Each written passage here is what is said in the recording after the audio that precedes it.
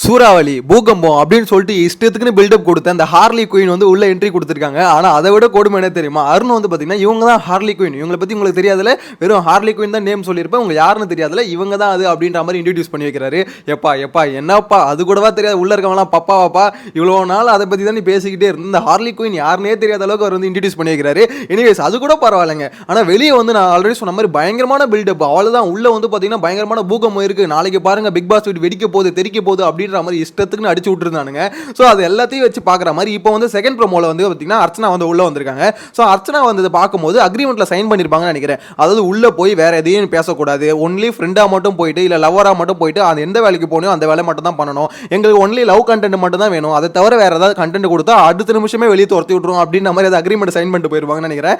எதையுமே பற்றி பேசாத மாதிரி தான் என்ன பொறுத்த வரைக்கும் தோணுது. ஏன்னா விஷ்ணுவோட ப்ரோமோவை பார்க்கும்போது எனக்கு அப்படி தான் தோணுச்சு. அதாவது எப்படின்னா விஷ்ணு வந்து ஃபுல் அண்ட் ஃபுல் பார்த்தீங்கன்னா அந்த லவ் கண்டென்ட்டுக்காக மட்டும் தான் இவங்க ரெண்டு பேரும் உள்ள அனுப்புறாங்க. ஆக்சுவலாக எப்படின்னா ஃப்ரெண்டு இல்லை லவர் இந்த ரெண்டு ரேஞ்சில் இருக்கவங்களை மட்டும் தான் உள்ள அனுப்புறாங்கன்னு வச்சுக்கோங்களேன். ஸோ இதில் வந்து அர்ச்சனா உள்ள அனுப்பும் போது சரி, விஷ்ணு உள்ள அனுப்பும் போது சரி, மேக்ஸிமம் இவங்க வெளியே பேசுறது எதையுமே உள்ள பேசக்கூடாது அப்படின்ற ஒரு அக்ரிமெண்ட் கிளியராக சைன் பண்ணிட்டு தான் எனக்கு தெரிஞ்சு உள்ள அனுப்பியிருப்பாங்கன்னு நினைக்கிறேன். இதில் ஒரு முக்கியமான மேட்ரு, ஃபர்ஸ்ட் ப்ரோமோவில் பார்த்தீங்கன்னா சௌந்தர்யா வந்து ப்ரப்போஸ் பண்ணிட்டு இருந்தாங்களே விஷ்ணுக்கு. ஸோ அந்த ப்ரோமோ கமெண்ட்ஸில் போய் பார்த்தா நிறைய பேர் ஐயோ இன்னும் பயங்கரம் கியூட்டாக இருக்குது, இந்த மலா லைஃப்பில் நடக்காதா, நம்மளுக்கு ஒரு பொண்ணு வந்து தட்டை இந்த மாதிரி நீட்டாதா அப்படின்ற மாதிரி தெருவில் போய் பீச்சே எடுக்கணும். தயவு செஞ்சு அந்த மாதிரி மைண்டில் வச்சுக்காதீங்க. அதாவது நடந்தா ஓகே, அதுவாக நடந்தா ஓகே, இதான் நடக்கணும்னு சொல்லிட்டு ஓடாதீங்க. அந்த கமெண்ட்ஸை பார்க்கும்போது செம ஃபன்னாக இருந்தது. ஏன்னா மொத்த பேரும் பார்த்தீங்கன்னா பயங்கரமாக அப்படி ஃபயர் விடுறது ஓகே. அந்த எப்படி சொல்கிறது, அந்த ப்ரோமோ வந்து பார்த்தீங்கன்னா பயங்கர க்யூட்டாக இருந்தது.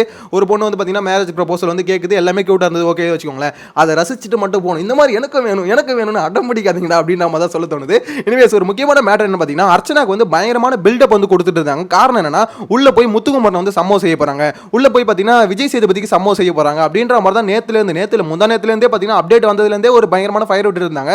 ஆனால் ப்ரோமோ பார்க்கும்போது ஒன்றுமே இல்லைடா, என்னடா சப்பையாக முடிஞ்சிருச்சு அப்படின்ற மாதிரி தான் இருந்தது.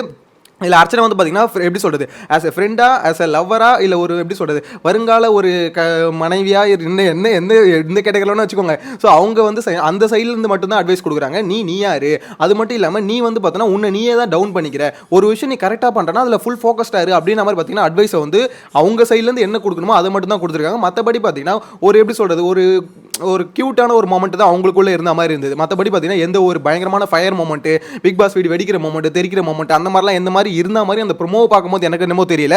என்ன பொறுத்தவரைக்கும் இதுதான் கெஸ் பண்ண முடியுது. ஓகே, அப்போ இவங்க கிட்ட சொல்லி தான் அனுப்பியிருக்காங்க, இந்த மாதிரி நீங்கள் வேறு எதை பற்றி பேசக்கூடாது அப்படின்ற மாதிரி சொல்லி தான் அனுப்பியிருக்காங்க அப்படின்றது கிளியராக புரிஞ்சிக்க முடியுது. இன்னொரு முக்கியமான மேட்டர், இந்த ஃப்ரெண்ட்ஸில் அனுப்புறாங்களே, ஆக்சுவலாக இந்த ஃப்ரெண்ட்ஸ் அந்த மாதிரி ஃபேமிலி இதெல்லாம் அனுப்புறாங்களே, இது எல்லாமே ஓகே அப்படின்ற மாதிரி தான் ஆப்வியஸாக பார்த்தீங்கன்னா எல்லாரும் சொல்ல முடியுது. இருந்தாலும் இந்த ஓல்டு கண்டஸ்டன்ட் ஆல்ரெடி போன சீசன் வந்தவங்க இந்த வாட்டி அனுப்புறது தான் பார்த்தீங்கன்னா ஒரு கேள்விக்குறியாக இருந்தது.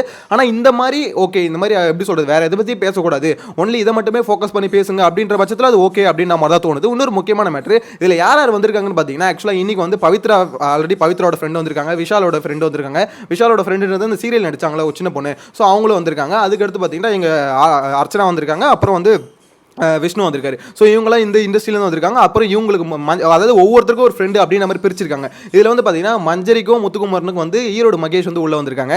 இவங்களுக்கு என்னப்பா சம்மதம் அப்படின்ற மாதிரி கேட்டிங்கன்னா ஈரோடு மகேஷ் தான் அந்த தமிழ் பேச்சு எங்கள் மூச்சுன்ற ஒரு ஷோ பண்ணாங்களே, ஸோ அதில் அவர் தான் ஆங்கராக இருந்தார். ஸோ அதில் நல்ல க்ளோஸ் போல இருக்குது. ஸோ அவங்களுக்கு சப்போர்ட் பண்ணுறது பார்த்தீங்கன்னா ஈரோடு மகேஷ் வந்து உள்ளே விட்டுருக்காங்க. இதில் மொத்தமாக 6 பேரோ 7 பேரோ இவ்வளோ தான் மேக்ஸிமம் உள்ளே வர மாதிரி எனக்கு தெரிஞ்சு அதில் வந்து அப்டேட் வந்தது. ஸோ இதில் பார்க்கும்போது ஆனால் லைனாக உள்ளே விட்டுக்கிட்டே இருப்பானுங்களோ அப்படின்ற மாதிரி தான் தோணுது. என்ன நினைக்கிறீங்க, இந்த மாதிரி வெள்ளிக்கிழமை எப்படி சொல்ல இந்த மாதிரி ஃப்ரெண்ட்ஸ் இந்த மாதிரிலாம் விட்டு இந்த மாதிரி எப்படி ஒரு ஃபன்னான மோட்ல கொண்டு போறது என்ன பொறுத்த வரைக்கும் பெட்டரா தான் இருக்குன்னு தோணுது. உங்களோட கருத்து என்னன்னு மறக்காம கமெண்ட்ல மென்ஷன் பண்ணுங்க. நான் ஒன்னு மட்டும் கிளாரிஃபை பண்ணிக்கிறேன், அந்த வெடிக்கிறது சூறாவளி புயல் எல்லாமே எப்படி சொல்றது நாளைக்கு பிக் பாஸ் வீடு வெடிக்க போகுது வெள்ளிக்கிழமை பாருங்கடா இருக்குடா சம்பவம் அப்படின்னு நம்மளால சொன்னாங்களே, அதெல்லாம் எதுவுமே இல்லையோ அப்படின்னு மாதிரி தான் தோணுது. புஷ்னு முடிஞ்ச மாதிரி தான் என்ன பொறுத்த வரைக்கும் ஃபீல் ஆகுதுங்க. ஏன்னா பயங்கர எக்ஸ்பெக்டேஷன் ட்விட்டர் பார்த்தீங்கன்னா அப்படியே கதிகலங்கி போயிடுச்சு. அதுவும் வேலைக்கிழமை நினைக்கிறேன், வேலைக்கிழமை மார்னிங்லாம் பயங்கரமா பேசிட்டு இருந்தாங்க.